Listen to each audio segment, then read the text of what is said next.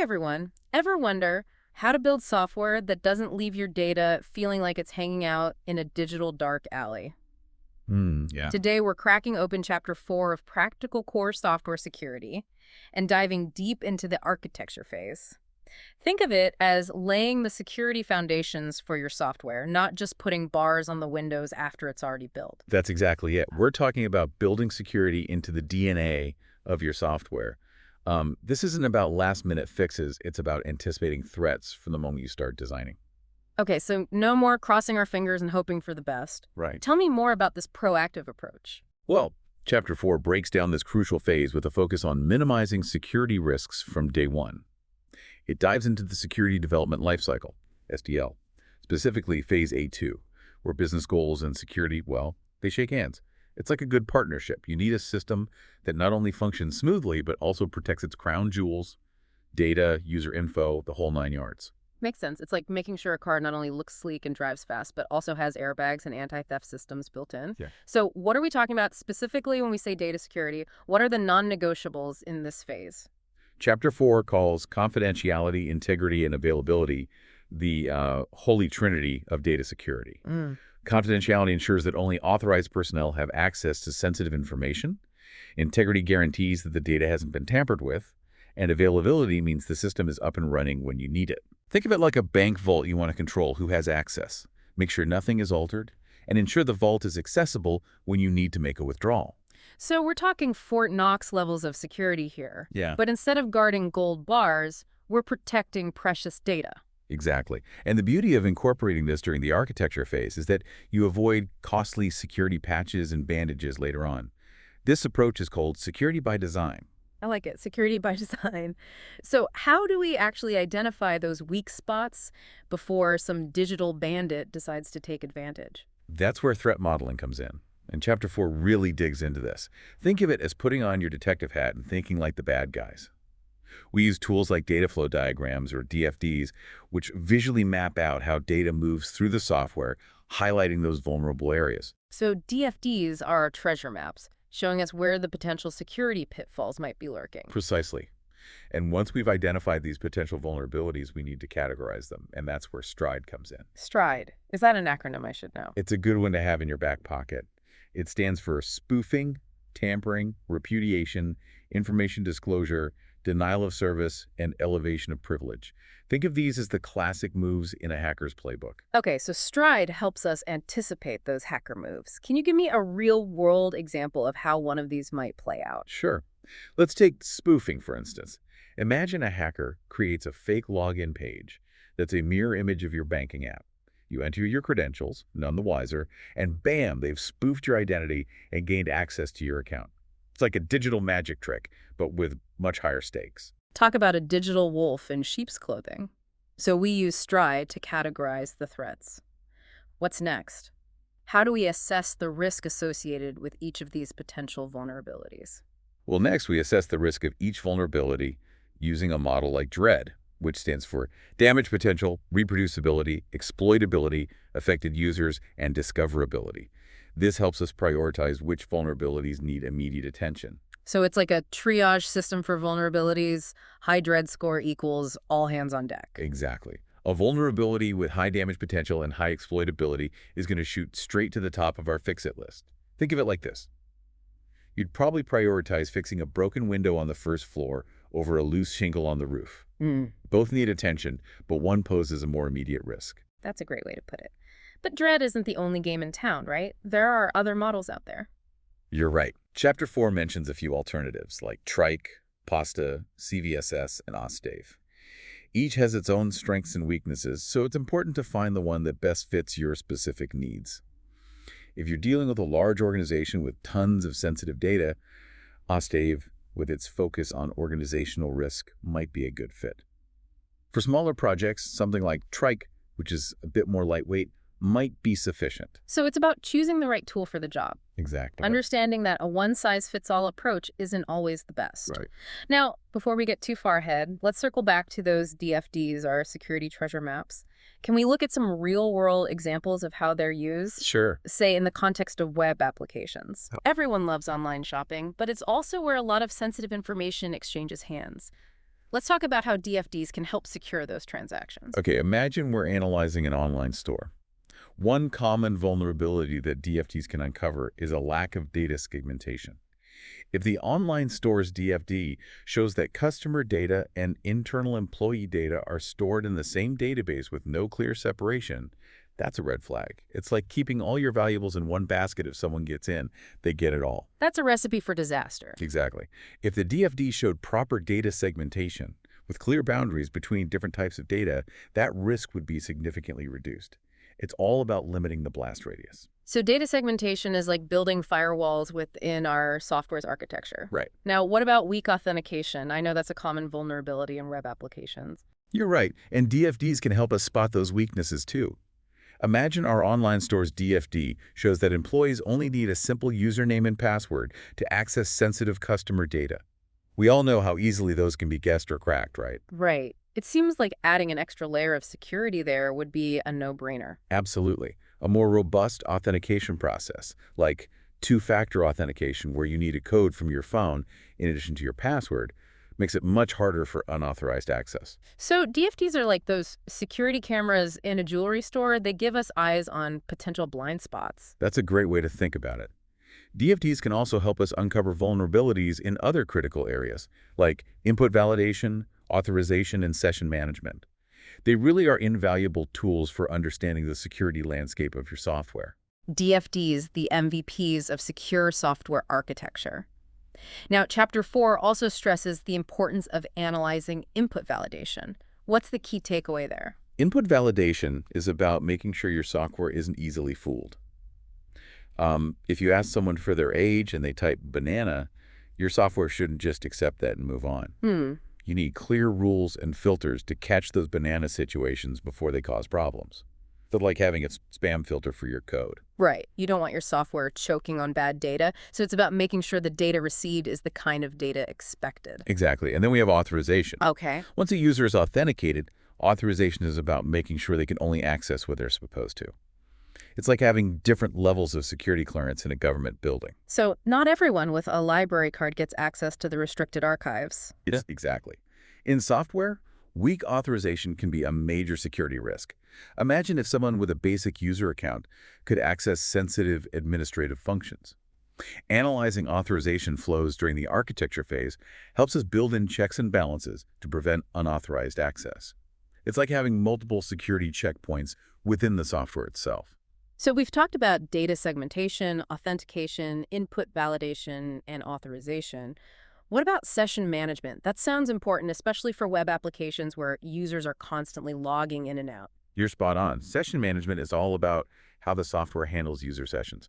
You know how you log into a website and it remembers you so you don't have to enter your password every time? Yeah, it's super convenient. It is. But it also opens up potential vulnerabilities if not managed properly.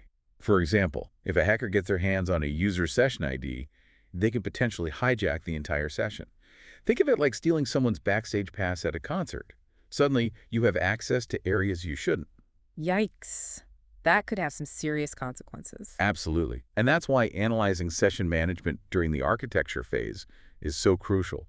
We need to make sure those session IDs are secure, expire after a certain time, and aren't vulnerable to common attacks like session hijacking. So it's like making sure those backstage passes have tamper-proof holograms and a very clear expiration date. Exactly. And just like with those other vulnerabilities we discussed, DFDs are our friends here. Okay. They can help us trace how session information is handled, stored, and transmitted, allowing us to spot and mitigate any potential weaknesses. DFDs always watching our backs. But DFDs are just one piece of the puzzle. What about cryptography? It always makes me think of secret agents sending coded messages. Well, in a way, that's what we're dealing with here. Cryptography is all about protecting information through the use of codes, ensuring that only authorized individuals can access and understand sensitive data. So we're talking about encoding those messages so that even if they're intercepted, they're just gibberish without the decryption key. Exactly. In the world of software, cryptography is crucial for securing data both in transit, meaning while it's being transmitted over networks, and at rest, meaning while it's stored on devices or servers. Can you give me some examples of how this plays out in software development? Absolutely. One common example is encrypting sensitive data like passwords and credit card numbers. Instead of storing this data in plain text, which would be a huge security risk, we encrypt it using complex algorithms. This way, even if a hacker gained access, the data would be useless without the decryption key. It's like putting those sensitive files in a safe that requires a complex combination to open. A digital Fort Knox for our data. Yeah. That makes a lot of sense. What about securing communication channels? How do we ensure those conversations stay private? That's where HTTPS comes in. It uses a cryptographic protocol called TLS, or Transport Layer Security, to encrypt the communication between your browser and the website server. This ensures that any data exchanged, like login credentials or credit card information, remains private and secure, even if someone is trying to eavesdrop. So TLS is like that secure tunnel that protects our data as it travels across the internet, preventing those digital eavesdroppers from snooping on our conversations. Exactly. And cryptography is a fundamental building block for creating secure software. Now, Chapter 4 highlights a few other crucial elements, like exception management. Exception management, that sounds a bit technical. It might sound complex, but it's actually quite straightforward. It's about how your software handles errors or unexpected situations. Ideally, you want your software to handle these situations gracefully without compromising security or spilling sensitive information. So what happens when something goes wrong? Hopefully it doesn't just crash and burn. That's exactly what we want to avoid. Imagine you're trying to access a website and the server is down.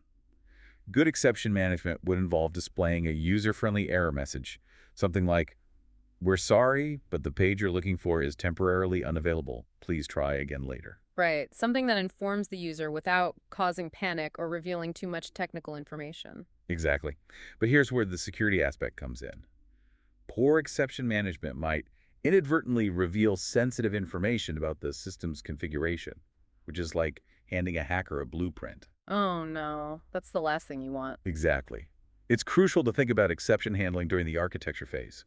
Error messages should be generic, not reveal sensitive information, and the software should fail securely without jeopardizing the system's integrity. So we're talking about anticipating those what-if scenarios and having a plan for handling them securely. Precisely.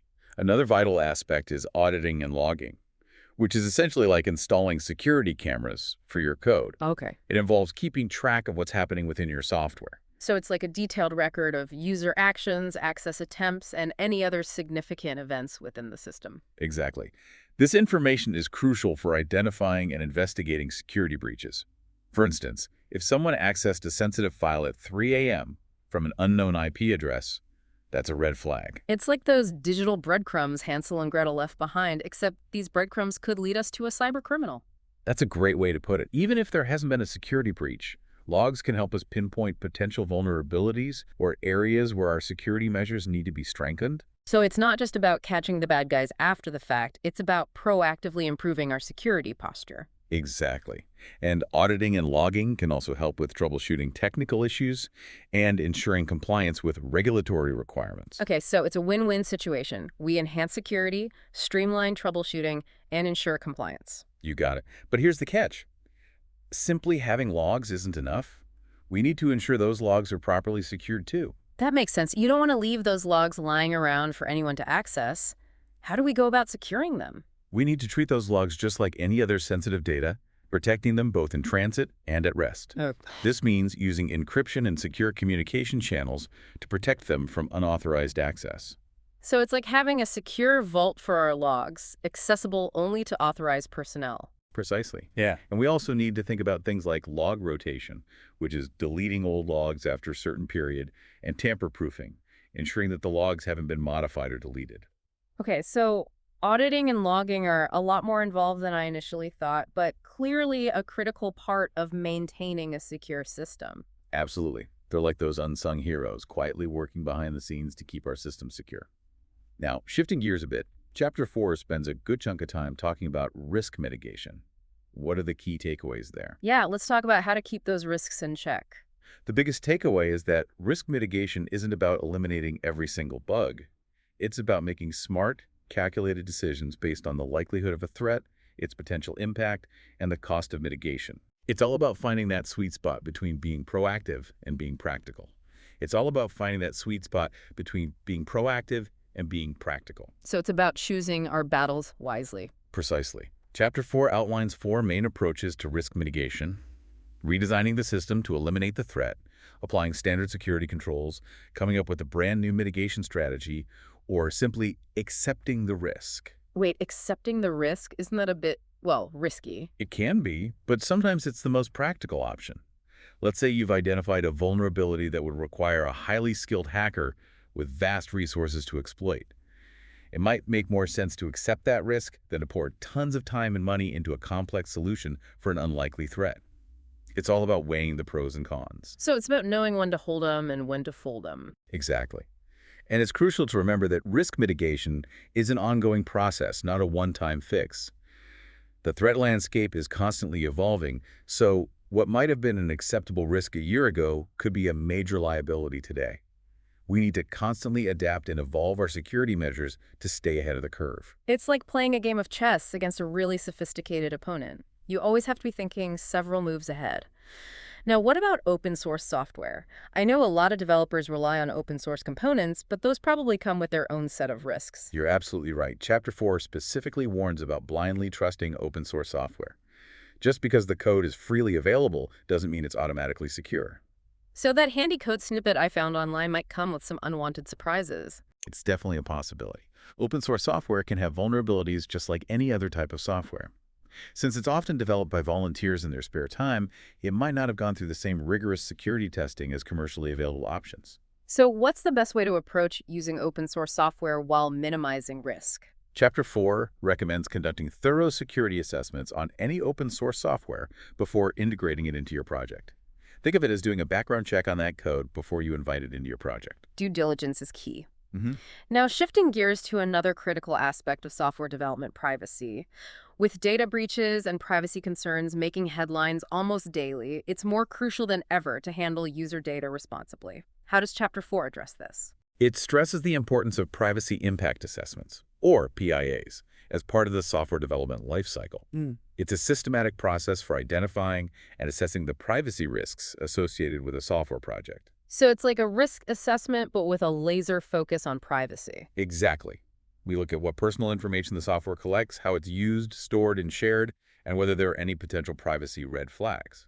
And then what? What happens if we find potential privacy risks during this assessment? That's where mitigation strategies come in. This could involve things like minimizing the amount of personal information collected, implementing stronger security controls around that data, or giving users more control over their own information. So it's about baking privacy into the very DNA of our software. Exactly. It's not just about checking boxes for compliance, but about building trust with users by demonstrating that we respect and prioritize their privacy. Love it. Ethical and responsible data handling should be a top priority. Now, we've covered a ton of ground already, but are there any other golden nuggets from Chapter 4 that our listeners should know about? One thing that stood out to me was the emphasis on threat modeling as a continuous process, not just a one-time thing. So it's not enough to just do it once during the architecture phase and then call it a day. Exactly. As your software evolves, so do the threats. New features, integrations, changes to the code base, these can all introduce new vulnerabilities. It's like staying one step ahead of the weather. You don't just check the forecast once and assume it'll stay that way forever. That's a great analogy. We need to make threat modeling a regular part of our software development process, just like testing and debugging. Right. It's about staying vigilant and adapting to the ever-changing threat landscape. You got it. And remember, security isn't just the responsibility of the security team. It's everyone's responsibility. Developers, testers, project managers, everyone plays a role in building secure and trustworthy software. It's a team effort. Absolutely. Building a culture of security from the ground up ensures we're all contributing to a safer and more secure digital world. Well said. Right, because at the end of the day, businesses need to balance security with other priorities. How does the chapter recommend navigating that balancing act? It boils down to a simple but powerful equation. Risk, likelihood X impact. Let's unpack that a bit. The risk of a particular vulnerability being exploited hinges on how likely that exploitation is and how much damage it can inflict if it happens. So if a vulnerability is easy to exploit and could bring the whole company to its knees, it's a top priority, even if the likelihood of it happening is relatively low. Exactly. But on the flip side, a vulnerability that's extremely difficult to exploit, even if it could theoretically cause major damage, might not be the most urgent fix, especially if resources are tight. It's about prioritizing effectively and using resources wisely. Makes sense focusing on the threats that pose the most immediate and significant danger to the business. Right. And Chapter 4 provides a variety of models and frameworks for assessing and prioritizing those risks. We've already talked about stride and dread, but it also delves into some other intriguing options like trike and pasta. Pasta, you say? Any relation to the delicious Italian dish? I wish. But it is a recipe for better security. PASTA stands for Process for Attack Simulation and Threat Analysis. It's a 7-step process that takes a comprehensive approach to threat modeling, going beyond just technical aspects to include business objectives, compliance requirements, and attack surface analysis. 7 steps. Sounds pretty thorough. It is. The goal is to step into the shoes of a potential attacker, understanding their motivations, methods, and likely targets. So we're talking about creating a battle plan, but from the enemy's perspective. Precisely. By understanding how an attacker might try to infiltrate our system, we can develop much more effective defenses. Interesting. So Pasta gives us a structured framework for getting into that hacker mindset. Exactly. Now, another framework the chapter highlights is OSINTAV, which stands for Operationally Critical Threat, Asset, and Vulnerability Evaluation. This methodology, developed by Carnegie Mellon University, is very comprehensive. Ostative sounds pretty intense. What sets it apart from the other frameworks we've discussed? One of the things that makes OSINTAV unique is its emphasis on organizational risk, not just the technical side of things. So it's not just about securing the software itself, but also understanding the broader environment in which that software operates. Exactly. It considers factors like business goals, regulatory requirements, and even those unpredictable human factors. Human factors, you mean like someone accidentally clicking a phishing link, or, even worse, intentionally causing harm from within the organization? Precisely.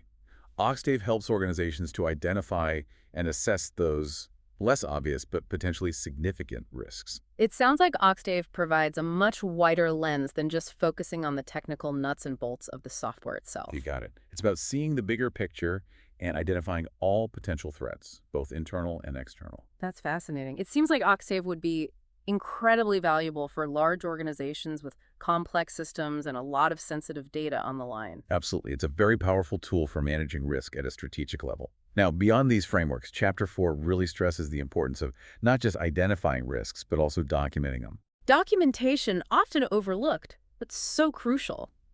Why is it so important to go through that extra step, especially when it comes to security? Documentation is crucial for several reasons. First, it creates a record of the decisions made, the actions taken, and the reasons behind them. This becomes incredibly valuable down the road if you ever need to revisit those decisions or demonstrate compliance with regulatory requirements. It's like keeping a detailed logbook of all our security-related actions and the rationale behind them. Exactly. And it's not just about covering your tracks. Clear documentation ensures continuity and consistency across a project. So everyone's on the same page and working towards the same security goals. Precisely. It ensures security is factored into every single stage of the development process. Got it. So documentation isn't just about looking back, but also about looking forward and building a more secure future. Exactly. It's investment in the long-term health and security of the software and ultimately the business itself. Now, we've talked a lot about the technical side of building secure software, but Chapter 4 also brings up something called a security culture. What does that mean, and why is it so important? That's a great point. It's not just about the code itself, it's about the people writing and using it. So what constitutes a good security culture? A security culture is all about creating an environment where security is everyone's responsibility. It's about fostering awareness, education, and a sense of shared ownership when it comes to protecting valuable information. So it's about moving beyond the mindset of security is someone else's problem. Exactly. It's about empowering everyone in the organization to be proactive about security, recognize potential threats, and take the right steps to mitigate them. And that can make a world of difference. Because even with the most sophisticated security measures in place, all it takes is one wrong click on a phishing link to compromise an entire system. Absolutely. That's why a strong security culture is crucial.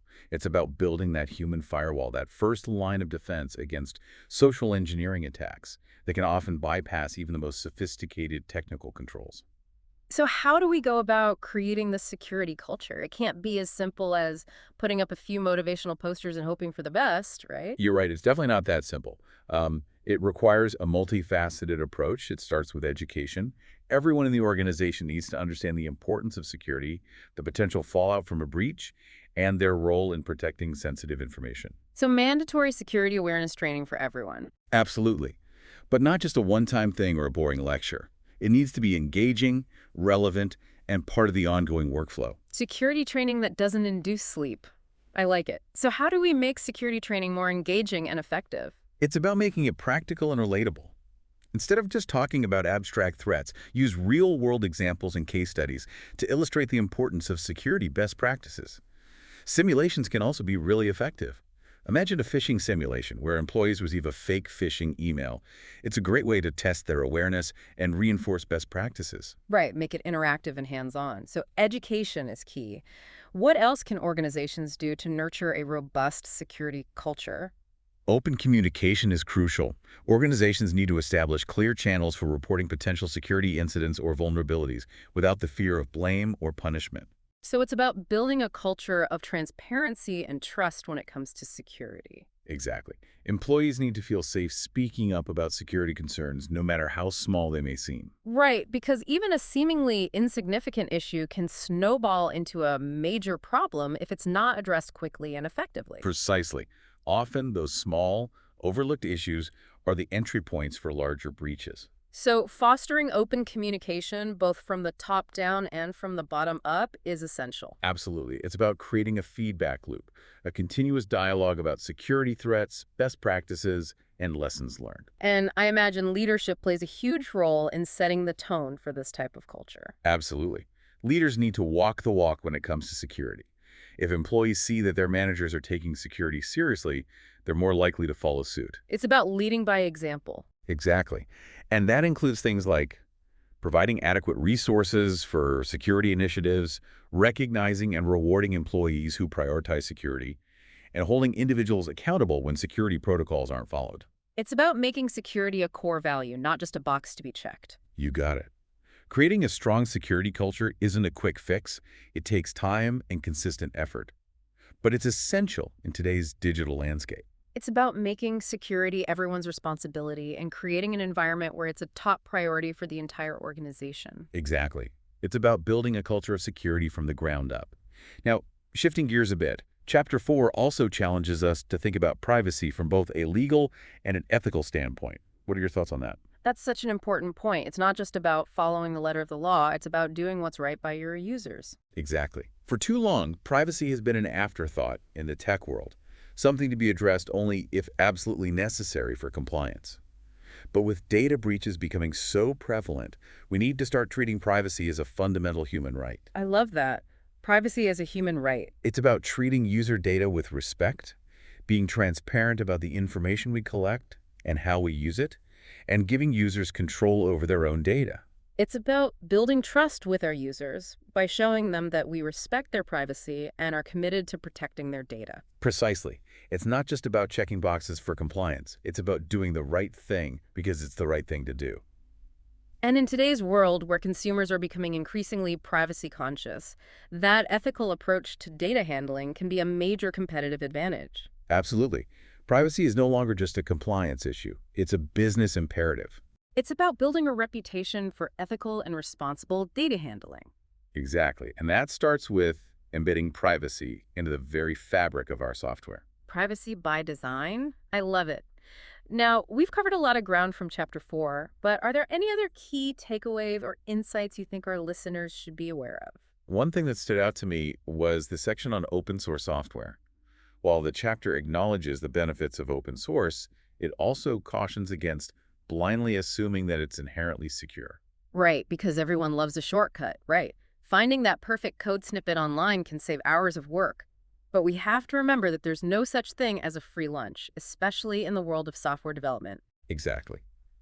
Open source software can be incredibly valuable, but it's crucial to remember that it's often developed by volunteers, and it might not have gone through the same rigorous security vetting as commercially available software.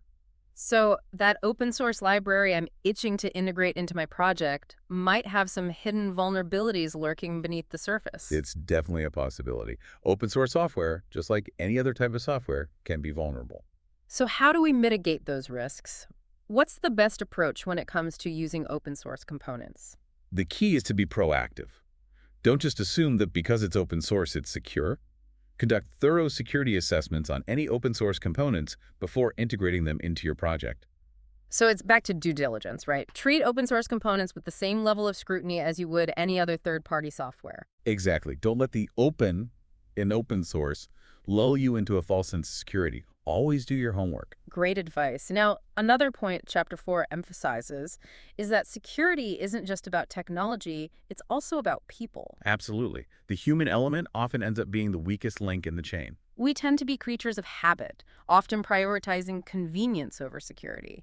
Think about those social engineering attacks, phishing emails, weak passwords. They all prey on human vulnerabilities. Exactly. That's why investing in security awareness training for everyone in the organization is so vital, not just the IT team. Right, because even the most fortified system is vulnerable if someone leaves their password on a sticky note attached to their monitor. Precisely. Security awareness training is about building that human firewall, fostering a culture where everyone understands their role in safeguarding sensitive information. So, how do we make security awareness training more engaging and effective? One effective approach is to tailor the training to different roles and responsibilities.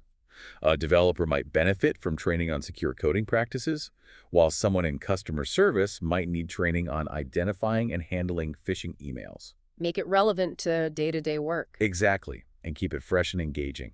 Instead of death by PowerPoint, try interactive exercises, simulations, and real-world examples to bring the importance of security to life. Love it. Make security training less like a chore and more like a skill-building exercise. Now, Chapter 4 also mentions the importance of having a security incident response plan in place. Yeah. What does that entail, and why is it so important? A security incident response plan is basically a roadmap for navigating a security breach. So it's like a fire drill, but for cyber attacks. Exactly. It outlines the steps to take to contain the breach, minimize the damage, and get your systems back up and running smoothly. And having that plan in place ahead of time can make a world of difference, right? Absolutely. During a security incident, the last thing you want to be doing is panicking and trying to figure out what to do on the fly. It's not exactly the ideal time to be writing the playbook. You got it. That's why it's crucial to have a plan in place well in advance. That way everyone knows their roles, responsibilities, and the steps that need to be taken to address the situation effectively. And that plan should be treated like a living document. Right. Regularly tested, updated, and refined. Absolutely. Regularly testing your incident response plan is like running a fire drill. It helps ensure that everyone knows what to do, that the plan is still relevant and effective, and that you can respond quickly and effectively in the event of a real incident. It's about being prepared, not caught off guard. Now, shifting gears a bit, Chapter 4 delves into the world of security testing, which is a critical part of building secure software.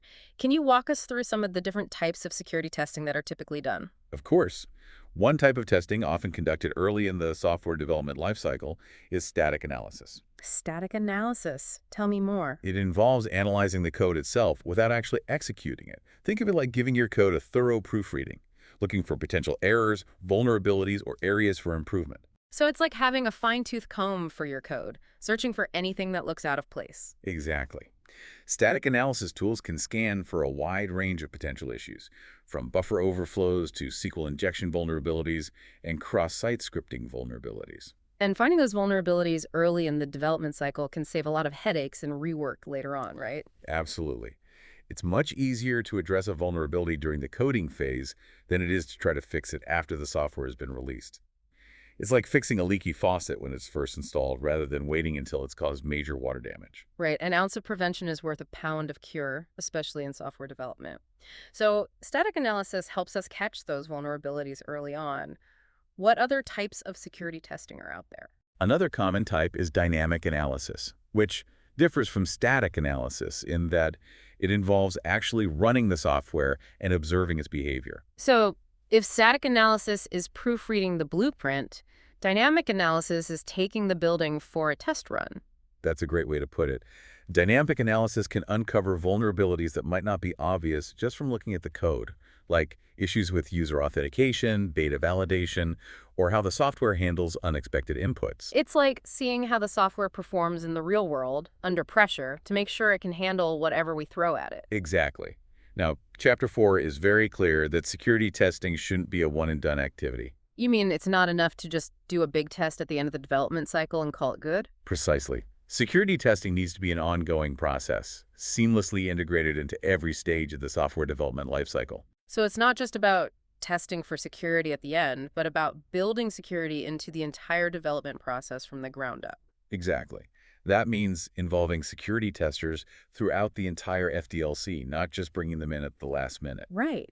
That way, security testers can provide input during all stages of development, catching potential vulnerabilities early, and ensuring that security is baked into the design from the outset. You got it. It's about shifting security left, making it an integral part of each stage of development rather than an afterthought. That makes a lot of sense.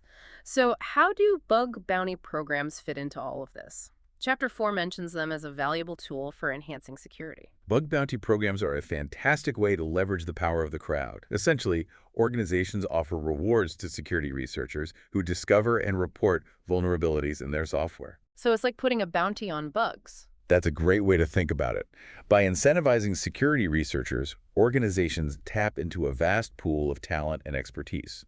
It's like having thousands of skilled security professionals scrutinizing your software for vulnerabilities. That's incredible. And it seems like a win-win for everyone involved. Organizations get to improve the security of their software, and security researchers get rewarded for their efforts. Exactly. Bug bounty programs have become increasingly popular and effective in helping organizations bolster their security posture. They provide a fresh perspective and a level of scrutiny that's often difficult to achieve with internal resources alone.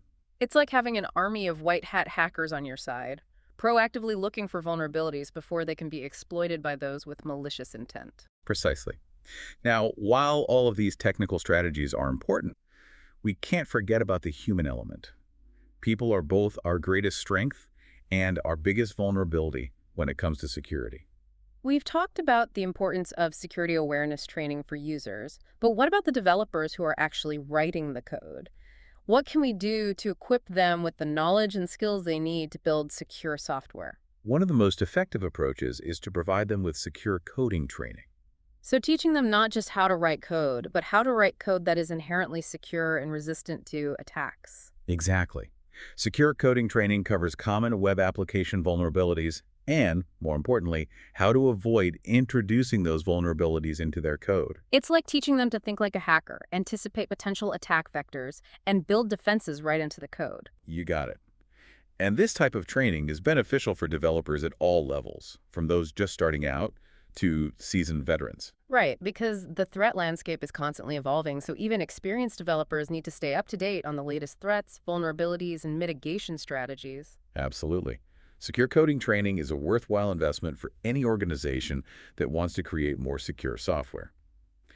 Now, another point Chapter 4 touches on is the concept of a security champion. What exactly is a security champion and why are they so important? It sounds like a superhero title, the security champion. But seriously, what role do they play in an organization? Think of a security champion as a passionate advocate for security best practices within their team or department.